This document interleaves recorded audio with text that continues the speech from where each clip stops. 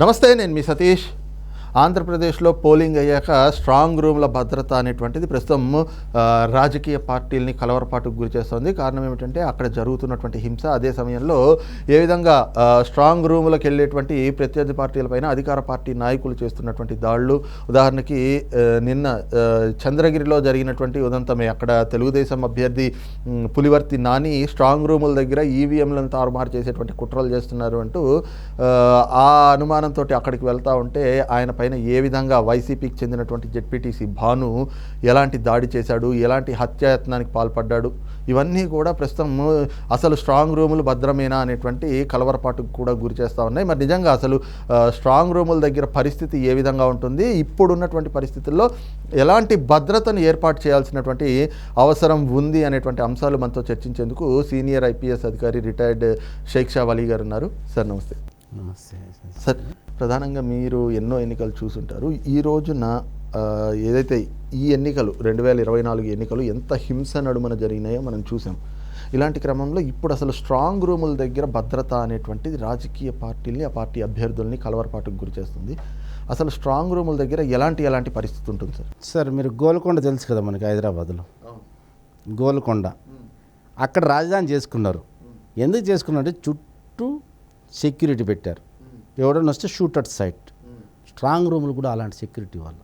1 kilometre వరకు ఎవరు పరిధిలో 144 సెక్షన్ పెట్టారు సార్. ఎవడు వచ్చినా కూడా అలౌ చేయకూడదు. అట్లంటే ఆ షూట్ అట్ సైట్ ఇచ్చేసేయాలి వాడికి. అది చేస్తే అది భద్రత సార్ స్ట్రాంగ్ రూమ్లో. లేకపోతే స్ట్రాంగ్ రూములకు ఉన్న శాంటిటీనే పోతుంది. దాని పేరే ఏం పెట్టారు చూడండి, స్ట్రాంగ్ రూమ్ అన్నారు. దేనికి లేదు, ఏదో రకరకాల రూములు పెట్టారు కానీ వార్ రూమ్, ఆ రూమ్, ఈ రూమ్ అని. స్ట్రాంగ్ రూమ్ను భద్రత సెక్యూరిటీ మొత్తం అంతా తీసుకొని ఇలాగ చుట్టూ 1 కిలోమీటర్ చుట్టూ పరిధి ఎవరు నో ఎంట్రీ పెడితే కొద్దిగా సేఫ్ సార్ ఈ పరిస్థితుల్లో. ఎందుకంటే ఇంతకుముందు కూడా ఆఫీసర్లు అంత జరిగేది కాదు, స్ట్రాంగ్ రూమ్ జోలికి వెళ్ళేవాళ్ళు కాదు. ఇప్పుడు ఏందో స్ట్రాంగ్ రూమ్ పైన కనబడింది. ఇంతకుముందు బ్యాలెట్ బాక్స్ పైన పడతా ఉండే, దాన్ని క్యాప్చర్ చేయడము, ఇంకు పోయడము, చిన్న ఆఫీస్. ఇప్పుడు అట్లా కాదు, మొత్తం మనకి చిన్నప్పుడు మాకు కథ ఉండే, అదేంది గుడ్డు ఇస్తుందంట, బంగారు గుడ్డు బోయోనికి రోజు. వాడు దండే చంపేసి పుట్టలో అట్లా పరిస్థితి ఏర్పడింది నేను చెప్పాలంటే. అంటే జనరల్గా అసలు ఇప్పుడు స్ట్రాంగ్ రూముల దగ్గర ఎలా ఉంటుంది భద్రత? ఎన్ని అంచెల్లో పెడతారు? అంటే ఎన్ని ఫేజుల్లో ఎన్ని భద్రతా వలయాలు ఉంటాయి అక్కడ? సరే, ఎలక్షన్ క్లియర్గా ఉన్నాయి. That is the look after of the district election officer and SP. వాళ్ళ కన్సర్న్లో ఒక పరిస్థితులను బట్టి అది ఏ కాన్స్టిట్యున్సీ, ఏ పార్లమెంట్ కాన్స్టిట్యున్సీ, ఎక్కడ దాంట్లో సెన్సిటివిటీ ఎంత ఉంది, అక్కడ లీడర్స్ ఎలాంటి వాళ్ళు, అవన్నీ చూసి 1 కిలోమీటర్ చెప్తే కదా సార్, మీరు 1 కిలోమీటర్ రింగ్ వేసేసేయాలి.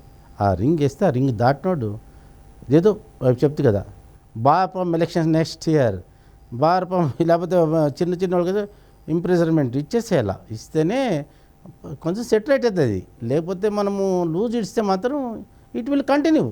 ఇప్పుడు చూడండి ఎన్ని జరుగుతున్నాయి. నేనేమో ఒకటి జరిగింది అనుకుంటున్నాను, అన్నీ జరుగుతున్నాయి. మాచర్లో జరిగా, తాడిపత్రి జరిగా, మన చంద్రగిరి జరిగా, ఇవన్నీ కూడాను. ఇవన్నిటికంటే పెద్ద అఫెన్స్ తెనాలి. ఇవన్నీ మీ ఎలక్షన్ అఫెన్స్ చూసుకుని ఓటర్ని కొడతారండి మీరు? ఓటర్ని కొట్టడానికి రైట్స్ ఉన్నాయి, ఎవరు కొట్టడానికి రైట్ లేవు. పోలీసు వాళ్ళే కొట్టరు. ఓటర్ని కొట్టడం ఏంటి? వాడు కింగ్ ఆఫ్ ది డే అని చెప్పాను మీకు. అలాంటి వాని పైన చేసుకోవడం అనేది నాకైతే that should not be tolerated by anybody, either police or government or election commission. Such permission తీసుకుని they have to take into custody immediately. వాళ్ళు అక్కడ ఏం జరిగిందో తెలియదు నాకు. స్ట్రాంగ్ రూమ్కి ఫస్ట్ ఒక 7 మెంబర్ గార్డింగ్ ఉంటుంది, అక్కడ క్లోజ్. తర్వాత ఇంకొక కొద్దిగా ఒక 20 ఫీట్లో ఇంకొక గార్డింగ్ ఉంటుంది. తర్వాత మెయిన్ ఎంట్రన్స్ ఉంటుంది, మెయిన్ ఎంట్రన్స్ అక్కడ ఫుల్ సెక్యూరిటీ ఉండేది. ఇప్పుడు పరిస్థితులు ఏమంటే, నా ఉద్దేశం ఏమంటే చుట్టూ వేయాల. ఒక గేట్ దగ్గరనో ఎంట్రీ దగ్గరనో ఉంటే they can enter in anyway.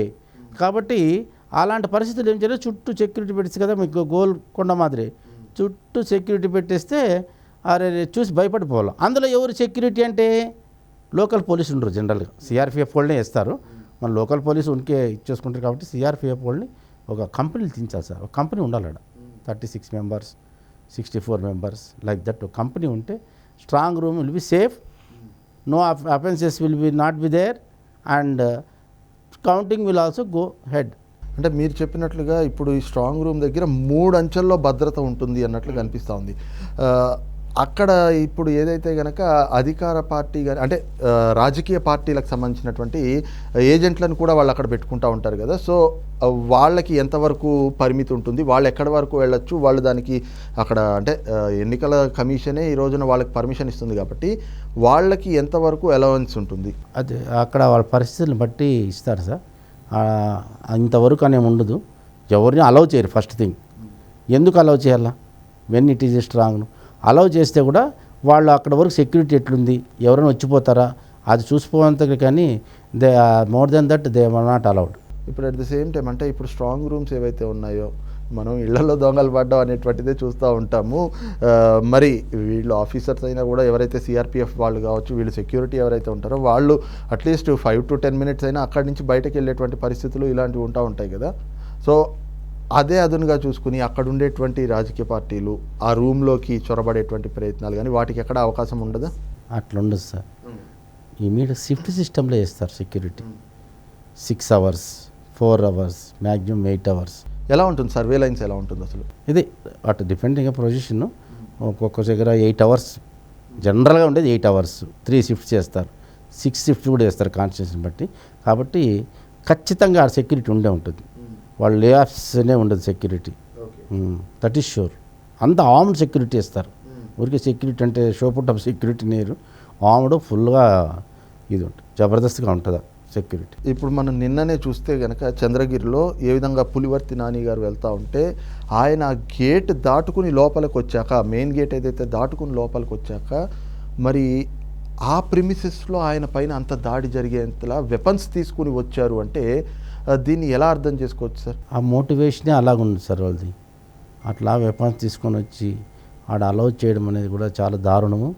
అది అక్కడ లోకల్ పోలీసు కూడా చాలా ఫెయిల్యూర్ నా దృష్టిలో. ఆయనకి వాళ్ళు ప్రిపేర్ అయ్యి వచ్చేసినట్టు. అది ఆ ఇన్సిడెంట్ చూశాను వీడియో నేను.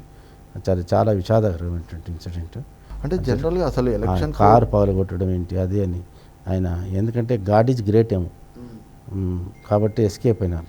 లేకపోతే things would have been different there. And స్టేట్లో కూడా డిఫరెంట్ అయిపోయేవి.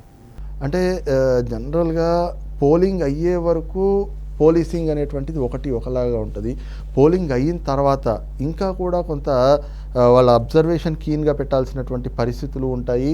మరి ఇంకా వాళ్ళు ఏదైతే అప్పుడు ప్రభుత్వం కూడా ఉండదు కాబట్టి వాళ్ళు నిష్పాక్షికంగా పనిచేయాలి. అలాంటిది ఈ రోజున అసలు గడిచిన 3 రోజుల నుంచి జరుగుతున్నటువంటి పరిణామాలు చూస్తే అసలు ప్రభుత్వం ఉందా, పోలీసింగ్ అనేటువంటిది ఉందా, శాంతి భద్రతలు ఉన్నాయా అనే తీరులో వస్తూ ఉంటే ఈ ఫెయిల్యూర్ని ఎలా చూడాలి సార్? ప్రభుత్వం ఉన్నా, ప్రభుత్వం లేకపోయినా, శాంతి భద్రతలు ఉన్నా లేకపోయినా ఎలక్షన్ కమిషన్ ఈజ్ దేర్. వీళ్ళతో వాళ్ళకి ఎలక్షన్ కమిషను టెరిఫిక్గా ఉండాలి. అవి అప్పుడే ఇవన్నీ కూడా జరుగు సార్. ఇప్పుడు పోలింగ్ ఒకటే కాదు, పోలింగ్ జరిగింది, పోలింగ్ దగ్గర కూడాను ప్రాపర్ సెక్యూరిటీ పెట్టలేదు. ప్రతిసారి జరిగే ల్యాబ్స్ ఇది. ఊరికి నామకాసు హోంగార్డ్స్ని పెట్టడము, లేకపోతే పిల్లలు పెట్టడము అట్లా పెడుతున్నారు. ఆర్మ్డ్ ఒక్కడనే ఉండాలి సార్. ఒక్క ఆర్మ్డ్ పోలీసు ఉండాలా, ఒక్కడు మామూలు ఉంటారు, అట్లా ఉండాలి. అప్పుడు పెట్టడంలే. కొన్ని చోట్ల హైపర్ సెన్సిటివ్ ఐరియా పెడితే చాలా డిప్లాయ్ చేసుకోవాలి. సిఆర్పిఎఫ్ ఇన్ని ఫేజుల్లో ఎలక్షన్ జరిగేటప్పుడు మెయిన్ ప్రాబ్లం లేదు. పెట్టి వాళ్ళకి ఏం చేయాలంటే ఆ విధంగా ఆర్మ్డ్ పోలీసు ఉంటే భయపడతారు. ఎప్పుడైనా ఎట్లనే మన చేతిలో స్టిక్ ఉంటేనే కొంతమంది భయపడతారు. ఊరికి ఇట్లుంటే మనం ఆర్డినరీ పర్సన్ అయిపోతాం. కానీ ఎంత పెద్ద పోలీస్ ఆఫీసర్ స్టిక్ పెడతాడు, బ్యాటన్. అట్లాంటి పరిస్థితులు ఉండి ఆర్మ్డ్ పోలీస్ పెట్టి పోలింగ్ స్టేషన్లో జరిపితే అది కూడా మంచి అఫెన్సెస్ కూడా జరుగు సార్. అంటే అక్కడక్కడ జరుగుతాయి, చెదురుమదురు సంఘటనలు జరిగినాయి, ప్రశాంతత అని ఇస్తారు. ఓ 4-5 రీపోల్ జరుగుతుంటాయి. ఏమంటే అప్పుడు బాక్స్లో చెప్తే కదా ఇంకు పోసేది, లేకపోతే బ్యాలెట్ పేపర్ చించేది. పోలింగ్ ఆఫీసర్లు కూడా కొట్టిన రోజులు ఉన్నాయి సార్ అప్పుడు ఒకప్పుడు. ఇప్పుడంతా కొంచెం స్ట్రీమ్ లైన్ అయినాయి. ఆ విధంగా చేయకోకున్నట్టు ఉండాలంటే the top authority election commission, all or election commissioners. District election commissioner అయినా ఎవరు మన కలెక్టర్ గారు, వాళ్ళు చాలా స్ట్రింజెన్స్గా ఉండాలి. అదే ఇంకోటి అంటే యాక్షను కాలాన్ చేసేది, వార్నింగ్ ఇచ్చేది ఉండకూడదు. ఇచ్చేసేయాలి యాక్షన్. ఇచ్చేస్తే భయపడతారు. మనము ఈయన ఎక్స్ పై ఇట్లా చెప్పినాడు, వై ఇట్లా చెప్తాడు, అది మామూలు అయిపోతుంది. రైట్, ఇది చూస్తున్నాం కదా. ముఖ్యంగా ఏదైతే ఆంధ్రప్రదేశ్లో ప్రస్తుతం నెలకొన్నటువంటి పరిస్థితుల్లో స్ట్రాంగ్ రూమ్ల భద్రత అనేటువంటిది నిజంగానే కలవరపాటుకు గురి చేస్తుంది. అయితే అలాంటి ఏ కలవరం ఉండకుండా ఉండాలి అంటే ఖచ్చితంగా స్ట్రాంగ్ రూమ్ ఉన్నటువంటి ఆ ప్రదేశానికి కిలోమీటర్ పూర్తిగా అదంతా కూడా సిఆర్పిఎఫ్ జవాన్లతోటి వాళ్ళతోటి భద్రత వలయంగా ఏర్పాటు చేస్తేనే వాటికి పూర్తి స్థాయిలో భద్రత ఉండేటువంటి అవకాశం ఉంటుంది. లేదు అంటే ఇలాంటి పరిస్థితుల్లో వాటిపైన వస్తున్నటువంటి అనుమానాలు కూడా నిజమయ్యేటువంటి అవకాశం ఉంది అన్నటువంటి భావన కూడా సీనియర్ ఐపీఎస్ రిటైర్డ్ అధికారి షేక్ షావలి గారు వ్యక్తం చేస్తూ ఉన్నారు. Thank you sir.